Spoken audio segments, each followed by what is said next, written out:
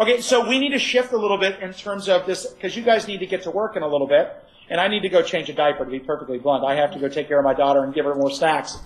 But it's 11 o'clock now, and so I'm going to borrow another 15 minutes because we have to shift this to design. And I know I was looking at a previous email, and I know that you looked at a couple of different things. EDUCAUSE. I know that not all of you read everything, so it's kind of like a fishing net, a collage approach. And we all are dangerous because we know a little bit about a lot, but none of us know everything, me included. So I know that you have access to EDUCAUSE, and EDUCAUSE is doing really good stuff at the university level, but again, it's all applicable. So don't worry about the university wording. Just shift that down to whatever level. I know that you have access to Prakash Nair and Design Share. Prakash is one of the co-owners of Design Share and a colleague of mine, and he talked about the street, sort of the marketplace or the street idea that schools intersections of learning, and instead of hallways, we create this marketplace or streetscape of learning, which I'm a big believer that we should never have hallways. Every square foot should be learning empowered. We should not have things that you just walk down and then go into a classroom. Every square foot should be a learning space. I know you have access to the third teacher. I work with the folks that both the furniture company in Germany is a colleague of mine, VS, and they, just to let you know the backstory on them, they're one of the three teammates that built the third teacher. They, 3 generations ago, they were good friends with Maria Montessori. So they started building school furniture based on understanding Marie Montessori, what she was trying to do in her schools, and the founder of VS was friends with Miss Montessori. So they talk about they like furniture that allows kids to fidget. They know that kids don't sit still, so they build furniture that allows kids to be messy and move and stand and fidget and spin. The architecture company OWP&P just was bought out by Canon Design, so I work with them. In fact, I work with them. Their K-12 unit is in Chicago, but they're worldwide. They have 1,000 architects, and they're the ones that spearheaded Third Teacher, and amazing. And Lee, if you want to keep your eye on something, his name is Trung Lee, but he goes by Lee. And he was the internal guy that spearheaded Third Teacher. Well, Fast Company is a business magazine, but Lee has been writing a lot of school design articles for them in the last month. So keep an eye on that, because Fast Company is one of the most interesting spaces for environment design. They've always focused on corporate design, but now they're interested in university and K-12 design. And frankly, because there's a design firm called IDEO, which is probably the most interesting or 3 most interesting design firms on the planet.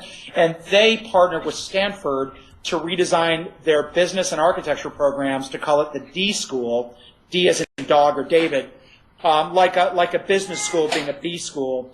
And what they believe is that you can't have architecture school and business school be separate. It has to be one concept.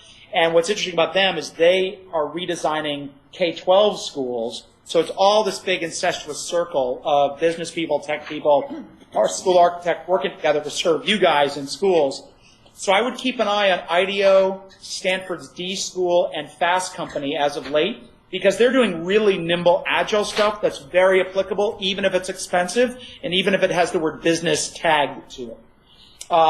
So I know you have access to a lot of things. I don't know if you've looked at The Language of School Design, what Randy Fielding and Prakash Nair wrote, that book. Is that a book you've had access to? No. Okay. Then I would put that on your short list. If you become excited about school design, learning environment design, and really want access to it in a way that's easy for a teacher and not all heady and architectural. Hold on a second. Come. Berkeley, this is everybody. Everybody, this is a squirmy daughter. Okay? All right, I'll be with you in just 1 second, sweetie. So I'm going to let you play with the remote control. There you go. Your favorite toy, right? She loves the remote, not all the 300 toys from Toys R Us. And yet she doesn't even know why she loves it, but it's intuitive, right? I would look at The Language of School Design by Fielding and Nair alongside with Third Teacher. And if I could only pick 2 things beyond EDUCAUSE and some of the other folks that are focused on school architecture, those would be 2 books I would give to every teacher if you ever have a discussion in-house about learning environment design and how teachers can do it tomorrow. And here's why. Third Teacher is great for the mindset. It's absolutely great in terms of what do we mean by the relationship between environment and learning. But it's about mindset more than it is about literally drawing the space. However, it's all architects and designers that came up with it. So they're getting at the the underpinnings of philosophy, the semantics, etc. Language of school design talks about design patterns, or the patterns of design. And if you can imagine the difference between a sidewalk and a... No, little one. If you can imagine the difference between a sidewalk that's formally built for walking, but it's not where people naturally walked, versus a path through the woods that for generations people have walked on, that's what they mean by the principles of design, or the patterns of design.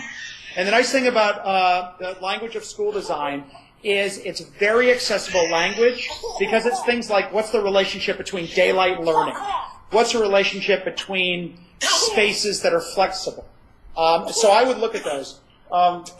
If you guys will give me 5 minutes, I'm going to come right back. I'm going to change a diaper and get some snacks and come right back to you. Is that okay?